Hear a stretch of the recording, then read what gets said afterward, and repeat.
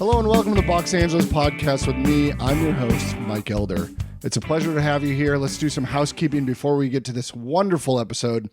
I got to shout out J-Dog. What's up, J-Dog? He subscribed over on Patreon. If you want to shout out like J-Dog, go subscribe to the Patreon. It also gives you access to the audio archives, the first 300 episodes on audio, and I give upcoming guest information before anyone else. So there's some benefits to joining as well as just, your general support of the show. So once again, thanks, J-Dog. Also, please check out my YouTube channel, youtube.com/BoxAngeles. There's a ton of video clips. Obviously, full episodes of all these interviews are up there now going forward. So check that out. Give it a subscribe. We're trying to get 100,000 subscribers, and we are almost to 4,000. Okay, we got a really good episode. I haven't talked to a director in a while, and this week we talked to director Jason Weiner. Jason has worked on, well, not only worked, but he's produced, directed, been a part of the creative process for shows like Life in Pieces, Single Parents, Modern Family. He came up in Jeff Greenberg's episode the other week, so I reached out to him. It was a really good conversation. We talked about how his improv background influences his directing. He started out in front of the camera, doing improv acting, commercial work, things like that. We talked about sort of his overall deal with 20th Century Fox, which is sort of set up uniquely, which is really cool to hear about how he's made that last so long. I think he said it was like 16 years he's had that overall deal, which is awesome. And as an actor, I obviously wanted to know how involved he is in the casting process. So we touched on that. Jason was really great. He was really excited to do the podcast. We had a really fun conversation, and I think you're going to dig it. So without further ado, I'm going to give you... Hey, I'm Jason Weiner.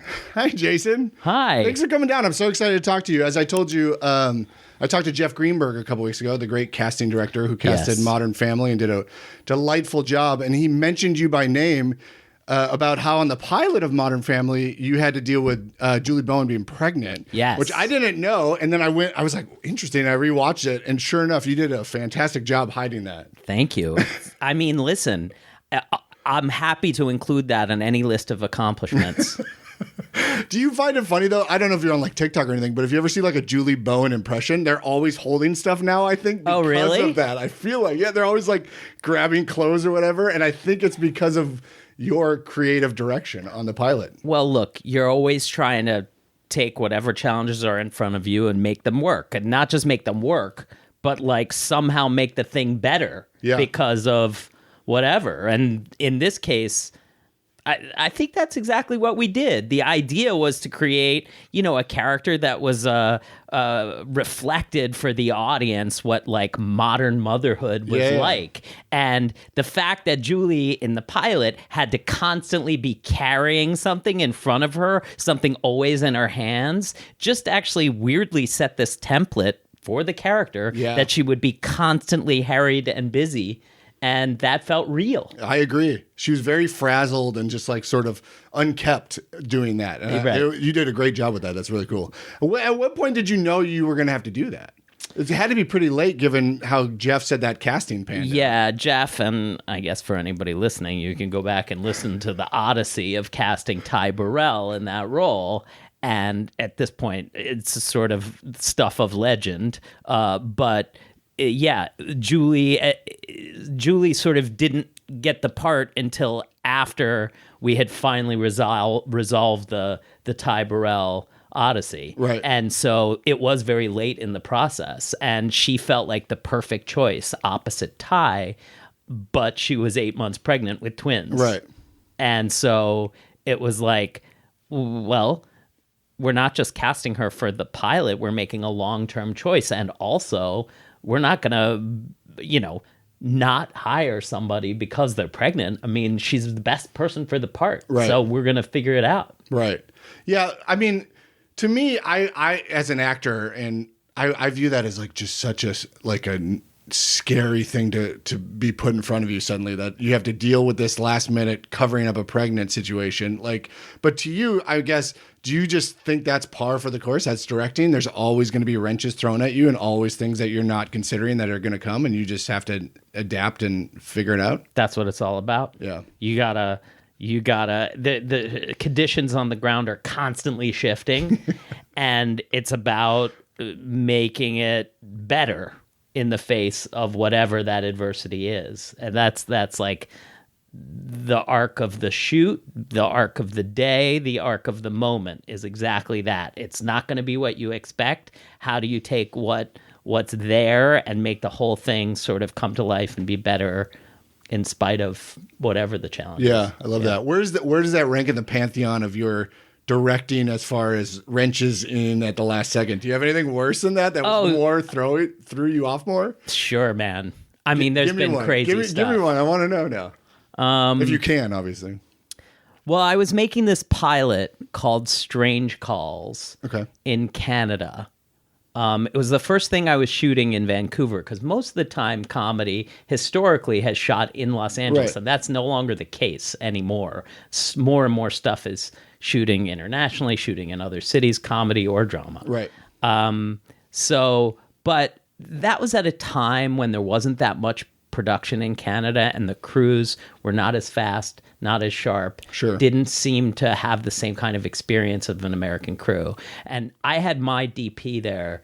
I had worked with him a bunch, and we were just working at it at a pace and at a level of intensity that the Canadian crew, and especially the Canadian AD, was like, what is this? Who are these guys? And he just like checked out. He was like he could tell we were frustrated with him not being on it enough. And he was like, these guys don't like me. I'm not going to try anymore. Yeah. And he was just like in the corner smoking a cigarette. Oh, geez. And so like me and my DP, like in addition to like directing and shooting this pilot, were ADing it too, calling out what was next or reorganizing the day, doing all that stuff on fly. And because he had checked out, we got super behind. Yeah. And so we had this one absolutely insane day that was like, it was raining. We were shooting on the water. We had to, after all of like 12 hours of that, we still had stuff to shoot in the forest. Oh. It was a 19-hour day in the rain and mud, and you couldn't even do it. You couldn't even do that day in America because, you'd be violating all kinds of union rules. Wow. Which is why the companies go to Canada. Yeah. Did you finish the pilot, obviously? Yeah, it just we didn't did. get picked up? It honestly, and I just talked about this the other day, it was a really special pilot. It was really cool. Yeah. It was a horror comedy. Fun. Pre-Jordan Peele style. You may notice that there is no horror comedy on broadcast television before or since, and there's a reason for that. We made this pilot. It was really special, but in editing it, had to cut out so much of the stuff that set up the mystery elements of it to get the show into 21 minutes and 30 seconds. Right. And so, because it was for broadcast, it was for NBC. And what I discovered in doing that is that single camera comedy for broadcast television can't accommodate other genres. It is a genre. Right. Broadcast television comedy is a thing. The range of what it can be kind of goes from here to here. I'm making a very small space with my fingers for those listening at home. Because you're confined by 5 shooting days. You're confined by having to do 22 episodes or more. Right. In some scenes, there's a Modern Family were 24 episodes, and you're confined by the idea that you 21 minutes and 30 seconds. There's really only enough time to do character stories. You can't accommodate, an overarching mystery. Right. You can't service those other things. Right. Because I'm picturing like Twin Peaks or whatever, where it's like an hour long. You kind of get into that, but you're right. Do you have a sense of to that window of what a network sitcom can be like? Are you saddened by the lack of like multicams at this point now? Isn't it down to like, what is it, like 5 or under 10 or something? And at the peak, it was like 100. Are you a multicam guy? Well, I'm saddened by the current dearth of new comedy. Yeah. Comedy Central essentially doesn't exist anymore. I didn't even know what did. Yeah. There you go. That was a thing South Park's putting stuff out on Paramount Plus. Do they even put them out on Comedy Central anymore? I don't think so. That was like their only show. Right. And, there's also like I mean, each network has maybe one, if maybe a night or just one comedy. Yeah. So it really does seem like, weirdly, I do think we're primed for a comeback in half-hour comedy. But first, somebody has to figure out how to do it for less. Right. And one way is for the broadcast networks to do more multicam, which they are. That's coming. And by less, you mean less money, yeah? Less money. Yeah. I just saw, who's the Friends co-creator? Marta Kaufman? She's starting, is that a single cam or multicam? The new one she's doing with Paul Scheer and June Diamond. It's a improv-based dual income, no kids thing. I saw there's... I read about that. I don't know if that's multicam or not. Yeah, and I don't know if it's a series or a pilot. I think it's a pilot. Yeah, they're going to try, from what I read, it's a multi-camera setup. Oh. But highly improvised. Are they going to get outside of that little area with that or not? Let's... No, you think I don't think so. Okay. That's interesting. I love that. Yeah, it's a wild idea. Look, I love the idea of experimenting with the format however you can. Right. You know? Yeah, I don't disagree. Speaking of improv, I didn't realize this. You were an IO guy in Chicago back in the day, right? That's right. Did you ever run around IO West out here? I worked at IO West for a long time. I was like in the bar, and I don't remember if I ever saw you there. I helped start it. Oh, tell me more. Yeah. Well, I mean, I was part of this group, my group in Chicago. Well, I was in the Meow Show at Northwestern, which is the perennial improv comedy group, been around for 50 years, just celebrated its 50th anniversary. Congratulations. Yeah, thank you. Did you go to the reunion? I did. It was super fun. Cool. It was wild and great to see tremendously successful alumni from the Meow Show across multiple different industries using their background in improvisation in lots of different ways. Certainly some writers, directors, and improv theater owners, you know, as that has become an industry in and of itself. Sure. But my particular cast stayed together after college and started performing at IO Chicago. Oh, cool. And studying with Del Close. Amazing. Who, you know, should we say for the listeners? He was an improv magnate. Kind He of was a an improv guru. baron. Yeah. He taught Belushi, Radner, Murray, Farley. In my old studio, I had a picture of Del Close up on the wall. I don't know where that went when I moved. Did you ever meet him? No, I'm young. I'm too young. Too young. I came to LA, not Chicago. I didn't go via Chicago. Via Chicago, yeah. He was he was as advertised. I mean, he was the picture of a guru. Right. The long white beard, a big belly, would just rip you a new one in a great way, but all in service of teaching the idea of truth and comedy. That's amazing. Who else was in your group? Do we know anyone? Paul Valancourt. Oh, I know Paul. You know I love Paul. Yeah. Yeah, Adrian Wenner, Don't know him. Ethan Sandler. Don't know him. Ed Herbsman, maybe. Don't know him. Ed Herbsman went on to start the Magnet Theater. Oh, sure. Yeah. Yeah. Yeah, I know Paul. Paul was at iOS a lot. Yeah. Good dude. That's Yeah. awesome. Yeah. And so your group came out here after Yeah, Chicago so and we helped kick off performed iOS? in Chicago and then came out here and along with some other people, kind of were like the first group to land here in Los Angeles and sort of get the theater going. First at a temporary home at the Stella Adler Theater. Sure.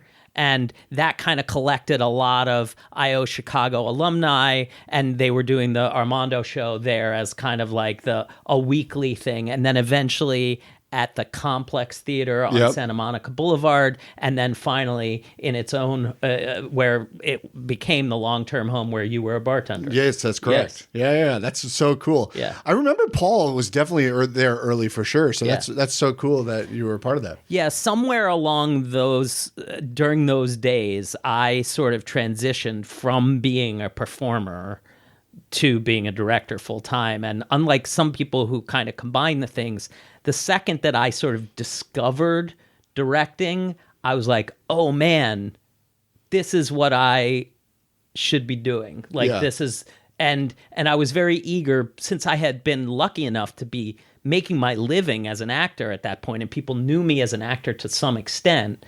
I was very eager to not distance myself from being an actor, but I wanted people to take me seriously as a director and not think this whole directing thing was just a way to get parts. Oh, interesting. So I very consciously hung it up. I retired. Interesting. Yeah. Wait, so had your goal always been to be a performer actor? Like, what did you study at Northwestern? Yeah, I studied performance studies, which is like the snobby version of a theater major. Well, that's Northwestern for you. Yeah. It's the snooty Big Ten school. I'm a Minnesota guy. There you go.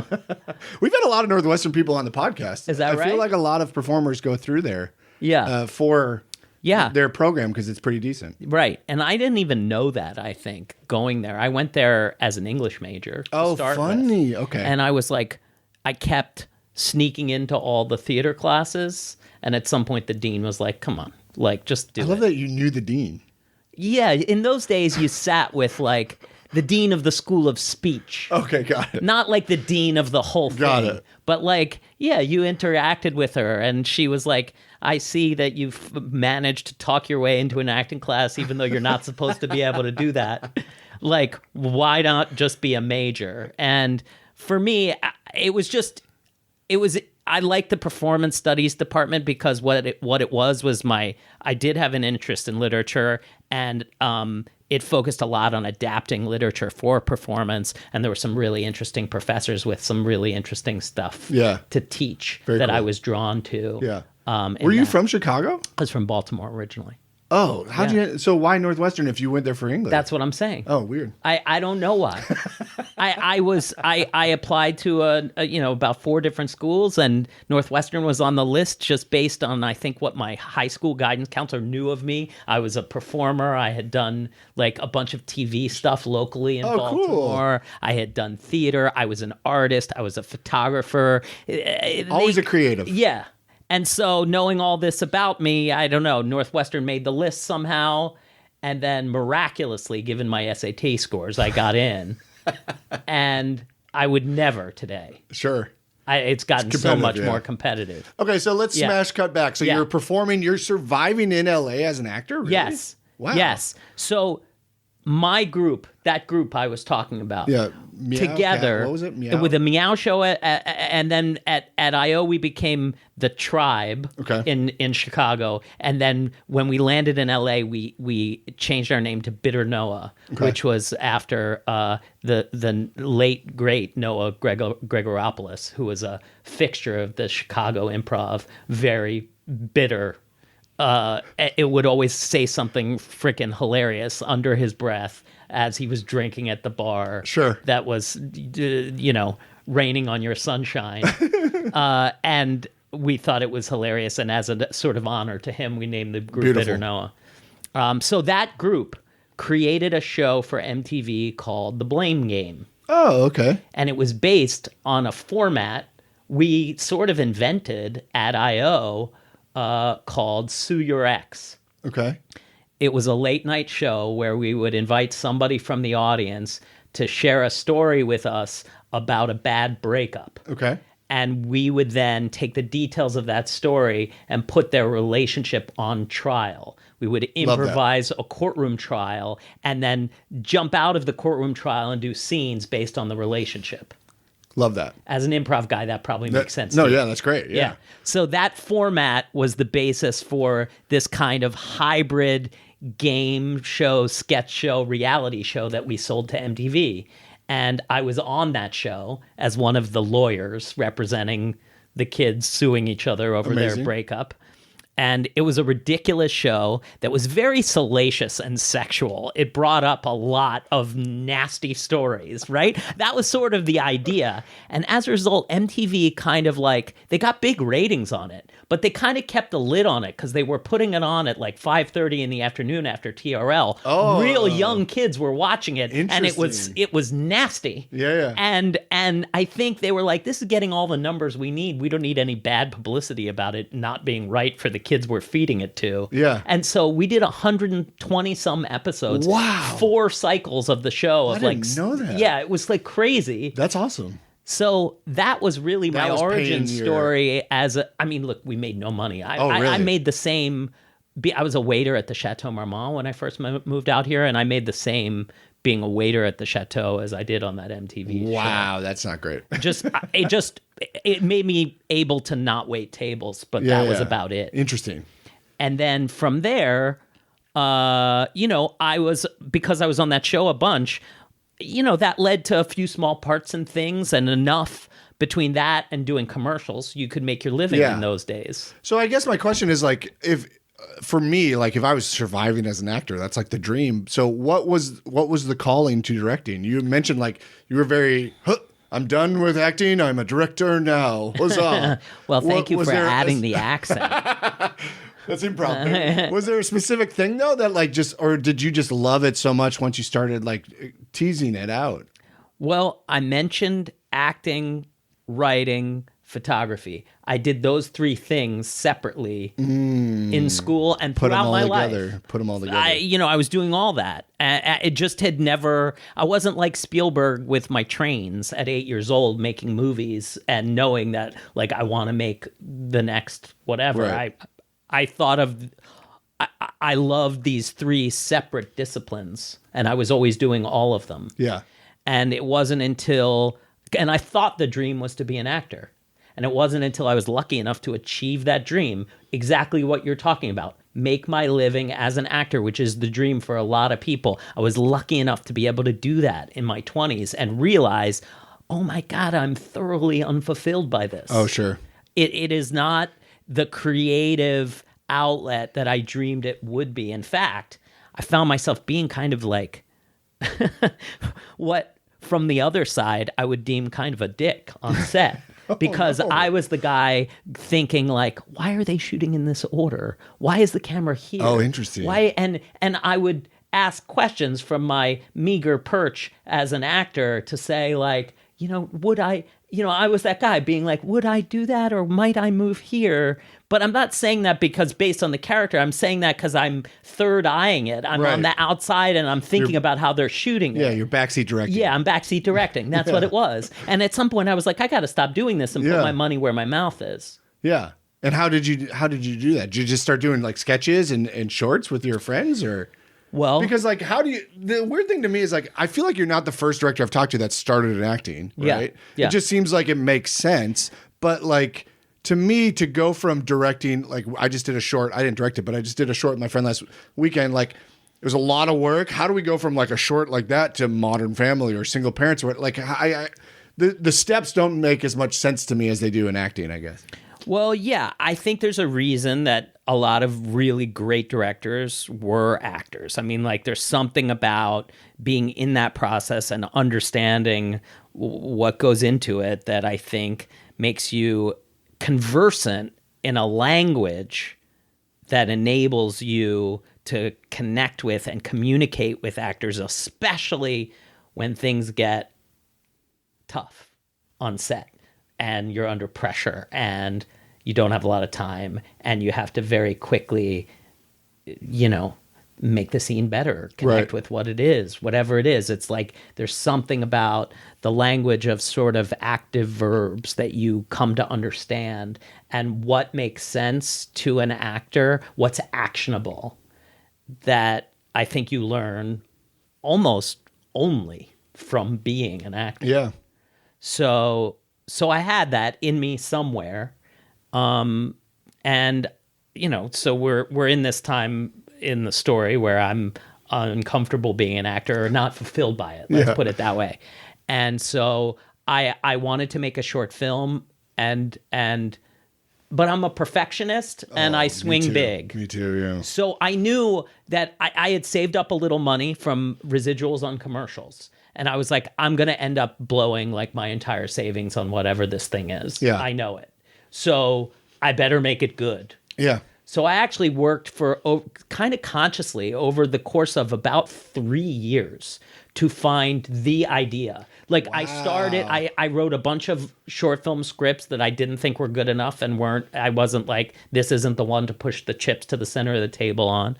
And then One night I was at a party with my buddy Hayes MacArthur, who's an actor, 6'5", handsome, charming, grew up rich. Everything in life is easy for him. And we love each other and hadn't seen each other in a minute and gave each other a big hug. Did I mention he's 6'5"? Yeah, you did. And I'm 5'4". You're maybe, like on a good day. And so comment. when we hugged, he had to lean way over to It was hug a dynamic, yeah. Yeah, and it was like it formed like a parallelogram of space between us. And people looked at us when we hugged. They were like, what's going on here? And I was thinking about that moment, that awkward moment the next day in the car, and the title, The Adventures of Big Handsome Guy and His Little Friend. That's funny. Popped into my head. And I called him up and I said, I've been trying to think of like, literally at that point for 2 years, I had been making false starts about like this short film idea. Yeah. And I said, I think this could be a thing. And he's like, oh, we're doing that. I'm coming to your house this afternoon. We're going to start writing it. I love it. And that's what happened. We wrote and we wrote and we rewrote for a year to get the like 16 pages we were happy with. Yeah. And then we raised some money and we kicked in our own money. And at that point, look, digital, this is 2004, 5. Digital photography was, there certainly wasn't iPhone photography like there is now. And to make it look really good, and it was going to be a directorial sample, we shot on film, Super 16. Wow, good for you. So it cost about 20 grand all in. And the result got into a bunch of festivals. Oh, good for you. And it got us signed, and me signed as a writer-director. Oh, good. Awesome. And then they packaged us together with some experienced showrunners to pitch it as a TV series. Now, when we made it, we were thinking it would be a feature, right, but we could never decide what the feature story was. We had like 200 stories. Sure. And somebody was like, duh, that's a television show. Yeah. So we sold it as a television show, and it got remade, the $20,000 short, into a $3.5 million pilot. Wow. For Fox. Wow. And then you're sort of off and running almost, right? In a way. Did you direct that pilot? I did not. Oh, interesting. At the time, I was a kid who had directed only one short film. What are they? They're going to hire me to direct a giant pilot? Right. I was co-writing the pilot. I was co-executive producing the pilot. Yeah. That seemed like enough. Also, at that point, I was in it. It was about me and my buddy. And even though I had mentally moved on from acting, like it was us. And they wanted us to be in it. So that was plenty. But I learned from that. I learned as they sort of adapted this thing, and I watched how the money corrupted the process. Yeah. And I watched how having more time and more resources resulted in a finished product that actually made it feel like me and my buddy had no chemistry. Right. Because all of the time equaled more coverage. More coverage equaled less long two shots just existing together in the same frame. Less feeling of connection. And at the end of the day, the network, they were very close to picking it up, and it didn't get picked up because they liked my $20,000 short film better than they liked the $3.5 million pilot they made to adapt it. Yeah. But for me as a director, not directing that pilot ended up being like the greatest thing that could happen to my career, almost accidentally, because the takeaway for them was that they should have let me direct it. Oh, very cool. Well, my follow-up question to your short film was going to be, in retrospect, are you glad that you waited to be a perfectionist like 2-3 years for it? Yeah. Or do you think you could have sped it up a little bit? Because you obviously found the right idea, but did like the perfectionist spoil you at all? Like, I know some people, throw away scripts and are just like, let's just spew out stuff and see what happens. Yeah. Did the perfectionist, good or bad, I guess, is the thought on the short film? I think, to zoom out for a second, perfectionism is paralysis. Yes. I had That's what I a was getting sticky note that I had written that on that was over my bedroom door in high school. That's funny. So it's literally a personal catchphrase, and it's one that I try and remember because I was born a perfectionist. Yeah. And so it's something as a creative person I've had to struggle to push through to get anything done. Yeah. So in terms of Big Handsome Guy, I don't think I could have done it any other way, and I don't regret anything about that process. Cool. In some ways, I think pitching it out loud to my friend and involving Hayes, a guy who barrels forward in life sort of no matter what, was what I needed to finally push through that perfectionist wall and do it. I love that. Okay, now this is Selfish Advice Corner. Yes. I have a very similar thought. So I wrote a short film with me and a buddy that we are very different dynamic. He's like a kind of a, I don't want to say, I'm sorry, I'm looking this way. He's sort of like a gay hot mess, whereas I'm more of like a straight put together guy. Uh-huh. And when we're together, we just have this weird dynamic. And we were in New York last summer for like a week. And I wrote a short film basically about our time in New York. And I love it. But the one thing that's slowing me down is it's sort of inside baseball. And I'm like, oh, you can't film in it's us writing a short film as a short film. And I'm like, you can't film in a coffee shop. It's too expensive for a short film. And then we do a scene in the coffee shop.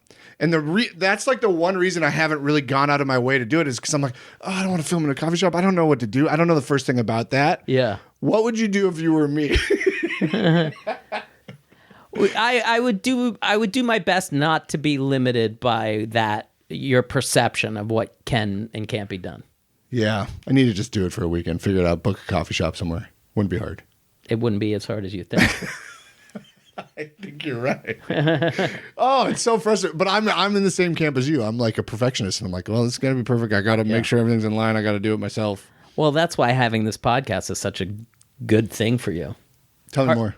Hard to be a perfectionist about this. Oh, you're right, dude. Isn't that the truth? Like the one thing I try to do is every episode I try to do something better than the last episode. Right.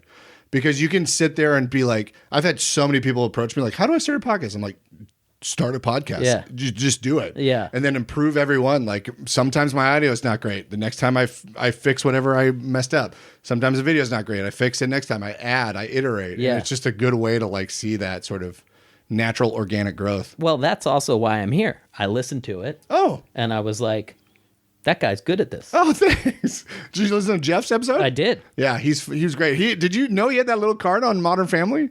No. That's so funny that he just is holding that. He's got the stats on there. I love that. That's so great. Unbelievable. I wrote this on my notes, and I want to know your thoughts about this. But like we've talked about improv, we talked about directing. How does your improv background affect your directing? Does it have much influence on it? Are you more open to play? Do you just like see things ahead, 2 steps ahead more, or is there no connection at all? Which I don't think is probably the case. There is a great connection. Honestly, I feel like everything I learned as a storyteller, really, that I use every day, started in those classes with Del Close after Northwestern in that year and a half. I was in Chicago studying there. So much of it, honestly. My early stuff that I started directing after Big Handsome Guy, when the studio gave me a little money to make my next thing, was semi-improvised. Oh, cool. So sort of in the spirit of Curb Your Enthusiasm, I wrote a detailed outline of the story and hired improv actors and was doing basically semi-improvised pilots. I did one called Giants of Radio that the studio paid for and that became like created a bidding war amongst the 4 broadcast networks at the time. That was like my next thing after Big Handsome Guy, and it turned into a thing. It didn't actually go to series, but then that led to my next thing, which was another one of those on a slightly bigger scale, semi-improvised for ABC. It was called This Might Hurt, about it was kind of behind the scenes at a multi-specialty family medical practice. And that I learned from This Might Hurt never to title something how you might ultimately feel about it one day. Yeah. Because I loved it. It was so much fun doing it. It was an attempt to do a comedy that could be right for broadcast television and feel sort of clean enough in terms of the storytelling to be right on broadcast television, but because it was semi-improvised, to give it a sizzle and a flavor to the tone of it that the audience almost couldn't identify why it felt sort of alive and different. Yeah. And that's exactly what we did, to the very point cool. where the network was like, we love this, we want to put it on the air, but we don't understand how you made it, and we're scared of it. Yeah. So they wanted to order it for 10 episodes for summer. And they were negotiating with the studio to do that. And this was going to be my big break. And while they were negotiating, I met with Steve and Chris about a pilot they were doing called My American Family. Oh, wow. And, that meeting was awesome, and I was so excited to meet them. They were heroes of mine and TV legends. How did they get your info?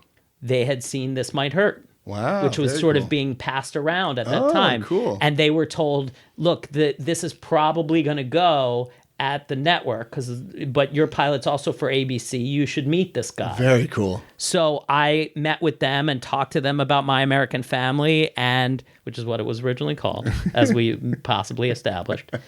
And but was able to say, like, it's the best possible scenario where I was like, I love this. I'm so excited to meet you guys, but I'm probably not available to do this. So, which probably made them want you more. When else do you get to be in that scenario? It was amazing. It's great, yeah. And then cut to, remember the economic meltdown of 2008? Oh, yeah. So Disney was being forced in the midst of all that to lay off like 500 people. Okay. And that was precisely when they were negotiating for our experimental 10-episode summer order. And they had told the studio had called me and said, congratulations, they're going to do it. And I said, okay, I'll wait to hear officially from the network. And the next day they call and they say, we're sorry. We told the studio we were going to do it, but now with laying off all these people, we can't. So you were ordered for 24 hours and now you're unordered. Yeah. And in the midst of that heartbreak, I called Steve and Chris and said, do you still want me to do that pilot? And they said, we've been holding it open for you. Yeah. I And love that. I went into the office that afternoon so bummed to have to do this super uncool family show that was conventionally scripted when my thing was super cool and semi-improvised. And my thought directorially was like, because you have to understand, at the time, family comedy on television consisted of According to Jim. Sure. That was the only one. Okay. Very uncool multicam. Yeah. So part of it for me, in terms of directing Modern Family, in terms of the look, the style, the feel of it, was how do I make it cool? Yeah. How do I mess it up? How do I give it some edges? Oh, I love that. Let me ask you, back to the improv, like at directing. And maybe I'm just not good, obviously, or experienced, but like my manager was like, Mike, we need more drama in your reel. We got all this comedy, we need more drama. So I did a scene in my like dining room a few weeks ago, and I was like, okay, me and my friend Carrie, let's just improv. We'll just improv it. It was so hard to edit because we improved it. Yeah. Are you in the edit bays a lot with your editor? And do you find there's tricks to edit improv, or do you have any thoughts on that? Like, I was shocked how hard it was to edit because we had a template. Yeah. We had the beats, but like it was still really hard to edit, I felt like. I think it's about understanding what the story is. And that's, to circle all the way back, you asked me about improv in my work. So I told you about the original improv pilots and then got off on a real big tangent. It's all good. But I think when it literally, you have to, I think improv when you're making comedy for television or a movie, it should be the flavoring and not the meal. Mm-hmm. It's the meal is always the story. Yeah. And understanding what the story is and directing a scene where you're allowing the actors to be loose is is great. I love that, and I encourage that. But I feel like that it works best once everybody understands what the scene's really about and what it needs to accomplish. Yes. Also, cross shooting is very important. I think I know what that is, but tell me, you just have one on both at the same time? Yeah, exactly. And sometimes three. I mean, that over the course of my career, I feel like innovated different ways to use 3 cameras simultaneously to capture an entire scene. Yeah, that makes sense. And so you can allow the actors to be loose, to discover, to improvise, to find, the worst thing in the world is to have that magic moment happen, that spark, that discovery, and then say, ooh, okay, remember that. We're going to do it again when we're on the other side. Yeah. You're never going to find that magic Agreed. again. That's a good point. You want to capture that moment of discovery. Yeah. That's the thing. Yeah, that's a good point, because we did only have one camera, so it made it... Oh, yeah, that's why. Are you kidding me? Hey, I don't... We all start somewhere with directing. No, it's true. But that is... I salvaged it. It's a decent 30-second little reel footage, but it was really tricky. If you're going to improvise, you have to be cross-shooting. That makes you sense. have to capture both sides. That's you have a much easier time editing it Yeah, next that makes time. sense. I will do that for the next one. You had an overall deal for with 20th Century Fox, right? Still do. Oh, good for you. Yeah. And I guess I don't know how director deals work. Is it similar to writer deals? Like you just get a steady paycheck from them, and then you get basically they send you things first before other people is essentially how it works? Yeah. Or are you required to make a certain amount of stuff? Or These days I have a company. okay, I have a development executive who works with me. It's just really the two of us and our assistants. That's what the company is. But we have a whole slate of projects with different writers. Some of it based on IP, some of it original, some of it comedy, some of it drama. And that's really why I have the overall, is to create and feed this company. Okay. Secondarily to that creates a relationship between me and the studio where, I hopefully become a bit of a go-to guy for them in terms of directing pilots. And, in the case of recently, my company produced this show called The Santa Clauses for Disney Plus, based on the, hit Tim Allen franchise. And they needed, that had a release date. It was like a really important thing that they were doing for Disney Plus. We didn't have anything to do with developing it, but it was sort of barreling ahead towards production. And there were all kinds of questions about how it was going to get done in time and get done well. And they called us up and said, will you jump into this? Oh, wow. So that's another thing, another way that the overall deal functions. I guess though, why wouldn't you just run your own production company? It sounds like you essentially do that, but then they're funneling stuff to your production companies, and we're funneling stuff to them. I see. So it's just reciprocal. I see. That's interesting. Is that standard for directors to sort of do that? No. Okay. No, I think I've developed a kind of a unique business over the years. I think, many directors focus just on directing, and I think I have a knack for developing material, for working with writers, for identifying stories that would make great TV. And that knack has translated into a company whose primary goal is to develop, sell, and, produce shows. That's very cool. So wait, sorry if this is too much information. Do you get a steady paycheck from them for this or no? Yeah. You do. So you just get like a direct deposit every 2 weeks? Is that how it works? Yeah. Yeah. That's pretty cool. Yeah. Yeah. I don't know. I've never had a deal. I would love to. I aspire to have a deal someday. Yeah, I've been there under an exclusive deal at 20th for 16 years. That's fantastic. Isn't that crazy? Wow, that's long. I like to say I'm the Busby Berkeley of 20th television. That reference went over my head, but I will pretend like I understand it. Busby Berkeley was a studio contract director. Like, oh, okay. It's kind of a thing that almost doesn't exist anymore. That's why I'm referencing it. It's Right. like he was the guy, when you see those old music musical sequences of like girls diving into the pool Yes. and the overhead shot. Yeah. That's Busby Berkeley. Okay, got it. Yes. That's hilarious. And he worked like exclusively for one studio as their guy. Yeah. That's kind of like what I've been. Yeah, it seems like everyone did that, right? They used to have actors tied to a studio, right? And it just seems like they've gotten away from that. So it seems you're in a great spot, it would appear. Yeah, and that deal, you know, it started with a couple small deals before Modern Family, and then Modern Family kind of exploded the whole thing, and then from there, you know, Life in Pieces and Single Parents and a bunch of other shows, Don't Trust the Bee in Apartment 23 and 1600 Penn and some crazy ones. Mentioning a couple one-season shows that were less successful than the hits. Can I sidebar? I recently revisited Don't Trust the Bee. I think maybe I watched an episode a long time ago, but I've watched, I don't know, 6 or 7. We need to give Eric Andre more acting work. I think he is such a good act. Like, everyone knows him for being a wild, zany, but he reels it in so well as an actor. Yeah.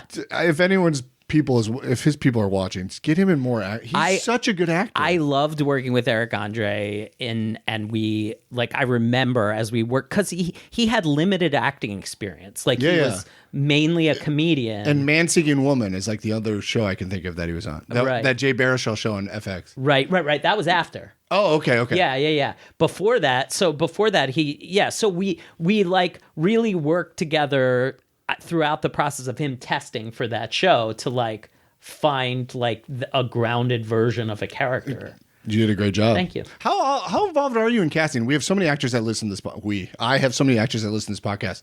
How involved are you in casting? Because to me, as like somebody that's trying to break through, I feel like there's so many gatekeepers for actors, right? Yeah. You got to get in with the casting director. Yeah. They got to see you a few times. Then they got to push you to producers. Producers got to be like, okay, and then director got to sign off. It's like, honestly, at times it feels like a lottery ball that you funnel your way through all those stuff. So I guess, how involved are you in the casting process? How do you approach the casting process? Are you the guy that just signs off at the end, or do you want to see the auditions? Give me your sense of that. I mean, I'm deeply involved in the casting process, as deep as I can be, especially when it's something that my company is producing.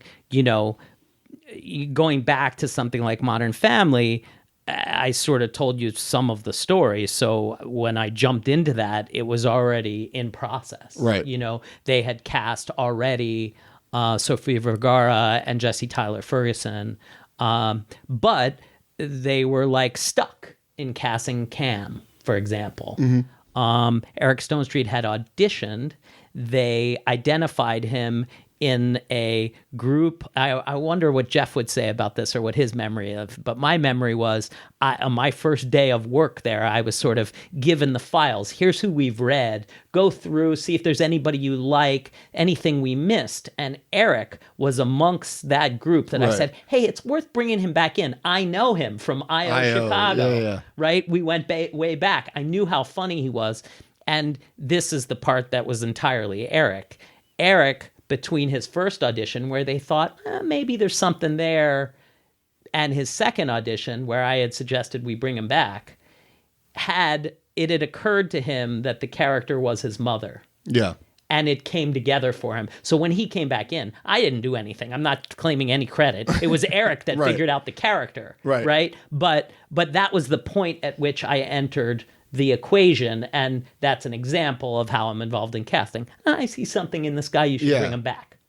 But you produce too, so I guess it goes for both. Like, they'll send you 10, right, for like a guest star or something. Are you watching all 10, or do you say, what's your favorite, give me some guidance here, or how do you approach something like that for like a guest star or maybe a co-star or something? Yeah, like when we're in active production in the series, you know, if I'm on set, which I have been over the course of the last, I don't know, 4 or 5 series I've done, I'm the producing director, so I'm there all the time. Right. Very busy. Generally, at that point, we have a very close relationship with the casting director from having been through the pilot process together.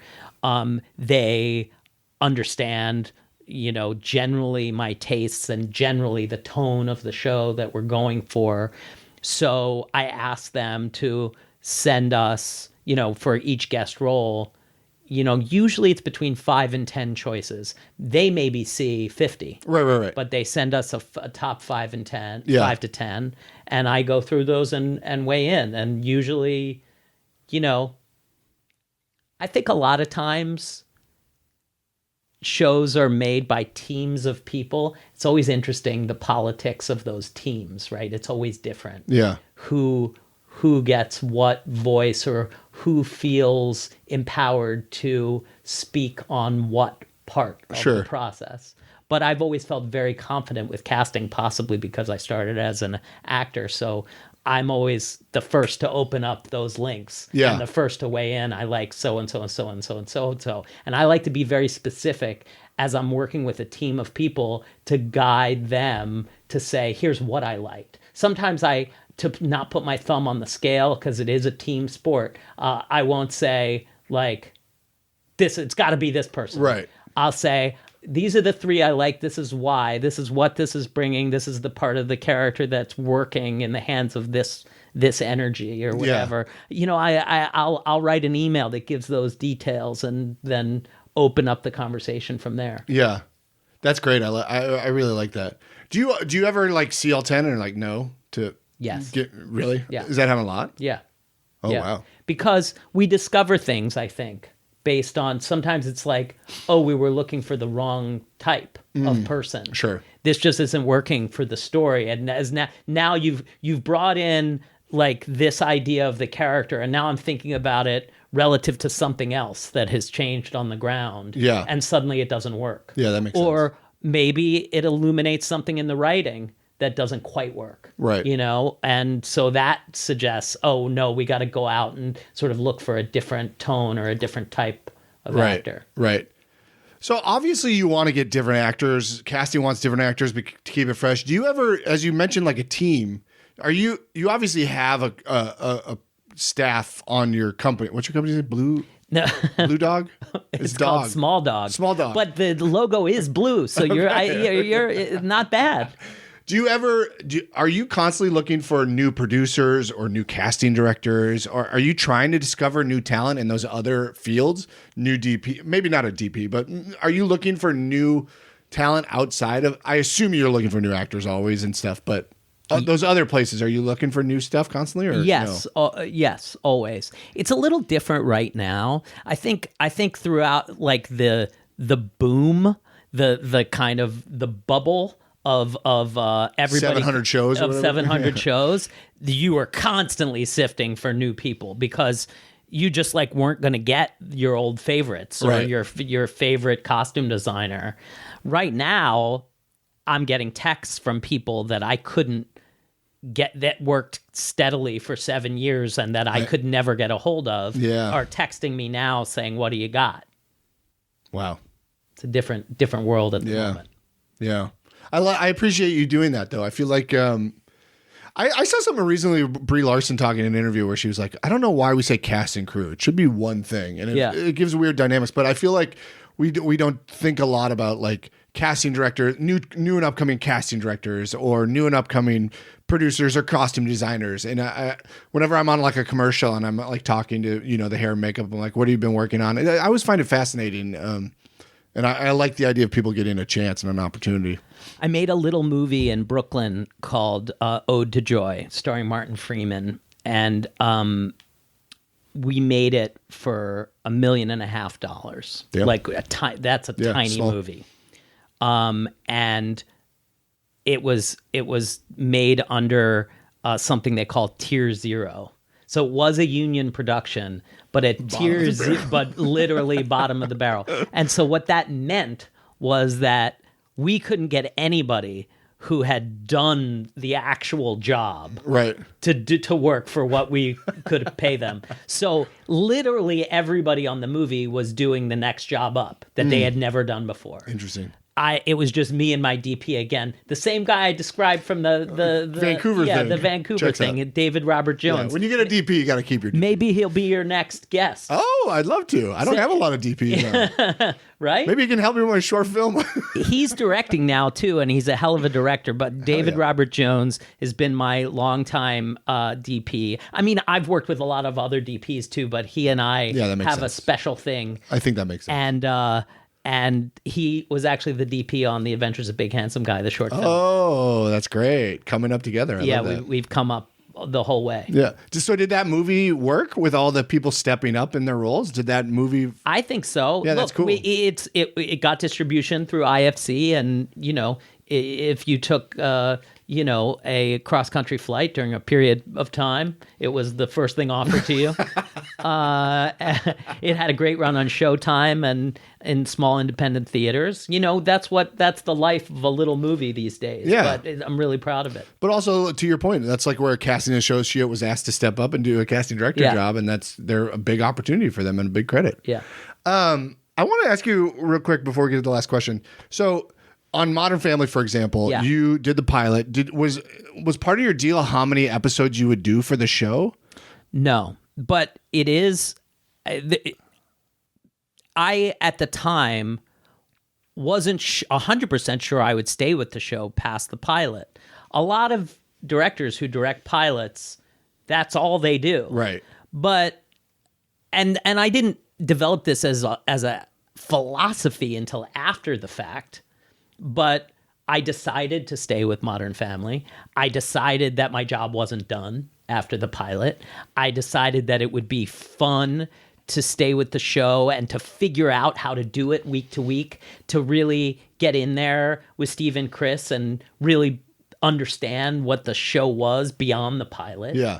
I was in the writer's room with them over the course of that summer. Oh, wow. Between the pilot and the series. Mainly observing. Yeah. I didn't really pitch any stories. I was there as a kind of almost a resource for the writers to talk about like production issues and like what we could pull off and the strength of actors. I remember during that time we brought in each of the actors to the writer's room to just get to know everybody and to hear their stories. And part of my job in the writer's room was to kind of like interview the actors and to interface with them in front of the writers to kind of bring out stories. Eric Stonestreet told us the story of being a clown, being trained as a goose clown, which of course led to Fizbo directly, an episode I directed the first season. And, so after that time, over the course of the first season of Modern Family, I directed every other episode. Wow. Okay. I was going to ask that. So like, you could do that because how much I envision you putting in like 4 weeks of prep work for an episode, but no, you're putting in like 2, you think? 1. Oh, really? Prep, shoot, Good prep, for you. shoot. That's fantastic. Yeah, I assume there was more legwork up front. Well, it was a killer, and I was a younger man. I don't think I couldn't do it. I literally couldn't do it now. Yeah. But it was like You were young and hungry and spry. Yeah. I would prep 1 week, shoot the next, go right back into prep. Because I've interviewed Payman Benz. You know Payman Benz? I've interviewed him twice. And he talked about like when he's directing a TV show, that's all he's focused on.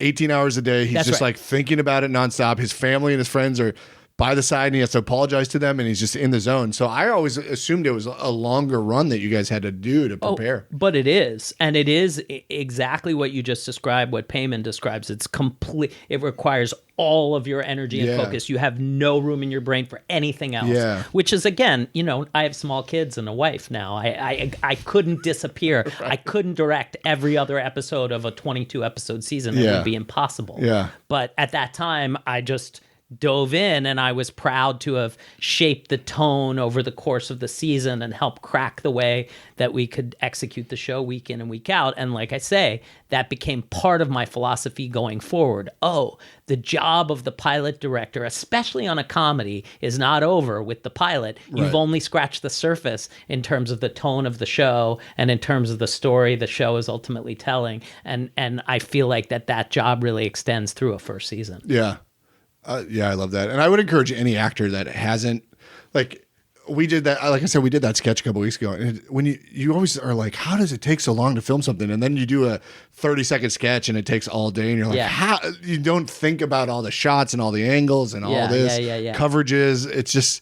It's such a Herculean effort. And so I applaud all you directors that do it, because it just does seem like such a slog. And I've heard, like, I don't know if you obviously weren't the showrunner on Modern Family, were you? No, that's Steve Levitan. Steve and Chris. Lloyd. Okay. Yeah. But yeah, like things like that, just logistically, how much stuff you have to deal with is just such a different beast. No, and it's not creative. A lot of that is a lot of it is not. And that's the thing. That's sort of another niche I've discovered in my career. So often writers, they come up through writers' rooms, and like the managerial aspects of being a showrunner, and also the technical aspects as it relates to, finishing a film, so to speak, that's foreign. So to whatever extent, as a producing director alongside of that showrunner, I can fill in those blanks, and I can be that person that's been through this aspect of it. That's sort of what I've sort of come to do over the past couple of years. Yeah, that's awesome. Yeah, I interviewed the This Is Us showrunner, Isaac Aptiker. Yeah. And I was like, what is something we want to know about showrunning? He's like, it's a lot of approving dentist appointments. Yeah, it's scheduling. It's like weird stuff like that you never. Okay, we're at an hour. So the last question I like to ask is, who took a chance on you? Wow. The Russo brothers. Really? Yeah. Tell me more. Joe and Anthony Russo obviously have a background, in independent film. Yep. Slam Dance was their big origin story. And at the time I was coming up, remember I was a commercial actor. Yeah. And they directed a Domino's commercial that they cast me in. Hilarious. Right? So I got to know them, but they said, and they're so gracious, and they're so sort of enamored, especially of improv-based actors, and we really got to talking, and they found out that I was making a short at the time, had just finished Big Handsome Guy, and they said, let us see it. Oh, cool. And they loved it, and at the same time as I was doing those DIY pilots, they were the first to hire me to do episodes. Oh, that's great. So they were producing a series called Carpoolers for ABC, which again was a one-season show, didn't turn into a big hit, but they were the ones to hire me, and they were great mentors to me in that early going. Wait, now that just struck another question I have. So how did you keep that relationship up after that commercial? To me, if I do a commercial with a director I love or whatever, I never think to reach out to them. I don't want to step on toes. Did you establish that relationship, or were they coming to you? I mean, look, I hate to tell you this, but a big part of what makes it not weird is not wanting parts from them. Oh, yeah. I had fully mentally transitioned from being an actor to wanting to be a filmmaker at that point. Yeah. And it's so much easier for that relationship to develop and for them to want to mentor me in that way, as opposed to that feeling of like, oh, this is an actor that wants a part from me. And that makes sense. I hate to tell you, but that's the reality. No, that makes total sense to me. And from there, it's much easier being an actor that wants to do a podcast interview with you rather than ask for parts, because you probably get asked for parts. This is a perfect example. I don't know if you've realized this yet, but your podcast is like your thing. Tell me more.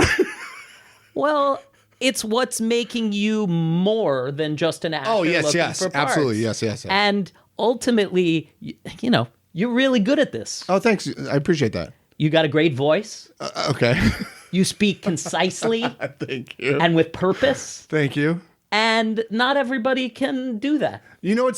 I appreciate that. That's very kind. I do find it interesting though, because like I can email a casting director and ask them to do this podcast, but like if I'm emailing them about acting, I'm like, oh, I shouldn't do that. Oh, but this podcast, I'm like, hey, I'd love you to come down. I've had so and so and so on. Like it is an interesting dynamic with this, because I don't feel like I'm stepping on toes with this. Yeah. But Yeah, it is. It is good. I have a friend, an actor. He's one of my best friends, Adam Shapiro. Do you know Adam? Everybody That sounds knows. so familiar. Everybody knows Yeah, him. yeah. He's one of those people. Everybody knows him. Okay, got it. I'm going to tell you more about him, and you'll go, oh, Okay. I know that guy. Okay. Okay. He has a pretzel company called Shappy's Pretzel. Okay. Okay, Philly. It's a Philly style pretzel. He's from Philadelphia. During the pandemic, he missed his homegrown pretzels, sure. and figured out how to make them. Now he's grown it into a business where he makes the pretzels here. He has Wow, a bakery. good for him. Right. He provided all the pretzels for the Oscars over the past 2 years, for example. Oh, wow. Okay. That's great. And he is fantastic at promoting the pretzels. Yeah.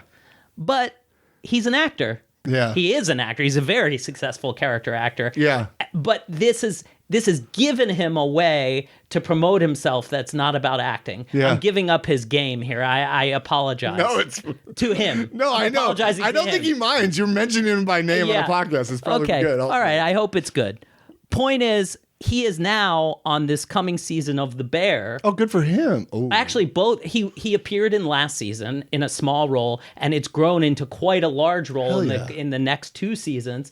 They only got 2 more seasons. But because they love to have actors on The Bear that have some connection to the world of food. And Shappy has this, like, the Shappy pretzel is like a thing in the foodie community. People know this is like a micro brand that is really interesting and has real specific roots. And, like, people are into it. I love that. That's really funny. I'm just saying that for you, like, this podcast, look, maybe it overtakes acting at some point. Maybe it is the thing. You don't want that to happen. No, I would be totally fine with that. I don't think it will. I've done over 300 episodes. This is not taken off at all. At this point, it's just a selfish endeavor. I shouldn't have done this. Why should I be here? No, but I do see your point, and I don't disagree. Believe me, and neither do my representatives. But now wait. One last question, real quick. Yes. Sorry, I know you got to go. When I do an acting gig, I do email, or I don't email. I send a card to the casting director. Yeah. Like I just booked Kimmel last week. Yeah. I sent a casting a card to Cecilia over there. Yeah. Thank you so much for casting me in this. Do you like hearing from actors after you shoot them in something? Like, should I be sending a card to the directors thanking them for? And now we're getting in the gross networking aspect, maybe. But casting directors, from my understanding, appreciate it. Would directors appreciate that or no? I can only speak for myself. Of course. No. Okay. That's fair. Listen, that's because aside from a setting like this that's structured, I have coffee. I don't love talking to people. You know that a card is not interactive. You don't have to talk to the card. It implies that I do. That's hilarious. Yeah. That's fair. I don't want to put pressure on anybody. So that makes sense. And I don't know that everybody's like me, That's fair. but I don't believe in networking. I don't. I think that's a gross thing. It's a gross term for sure. It's a gross idea. I have always approached, this is true of when I was an actor, and it's true now. I just do the stuff. I just want to make the thing. Yeah. Maybe that's naive, but that's been my focus through my whole career. I love it. I love making the thing. Yeah. If I can talk organically to someone about making the thing, if I have reason to talk to them about making the thing, then great. Yeah. But I don't attempt to foster relationships just to have them because I should know this person, or I'm trying to ingratiate myself for this reason. Like, that makes me feel gross. Yeah, it's funny. I just interviewed Stevie Nelson. I don't know if you know her. She was on a couple episodes of New Girl, I think. But we were talking about how, like, if I had asked her to come by, she'd done it twice. If I asked her to, like, meet me for coffee, she would have said no. But to come to the podcast, she's like, yeah, why not? It's like a structured thing that we can talk about this in a container. Yeah. But if you ask somebody to go to coffee and talk about your career, then nobody's going to want to do that. Yeah. So it is interesting, your thought there. I appreciate that. That's great. Also, the funny thing, though, sorry, you got to go. I just started taking a class with Robert Diavanzo, and I think you are a little naive with the networking. He's like, entertainment is a contact sport, and as an actor, you got to maintain your contacts and be constantly reminding them you're there. Otherwise, there's millions of other actors that are going to take your place. And so I think there unfortunately is an aspect of networking to actors. I hear that, and I think there's some truth to it, but I guess it's how to do it in a way that isn't needy, gross, that isn't icky. Yeah. You know, I don't know. I don't like it being the focus of life. I can acknowledge how there's some practical wisdom in that, but I think that if you do your thing and you make yourself undeniably great at your thing, people are drawn to you. Yeah, I don't disagree. That's a great way to end it. You get a poetic way to end it, I would argue. Thanks. It's very well. What are you, a writer? It's very rare that I speak a sentence that has a period. So thank you for taking advantage of it. You get a tail slate here at the end. I'm Jason Weiner. Thank you, Jason. That was great. MTV and the Channel E. A thing for celebrity. I'm happy to include that on any list of accomplishments.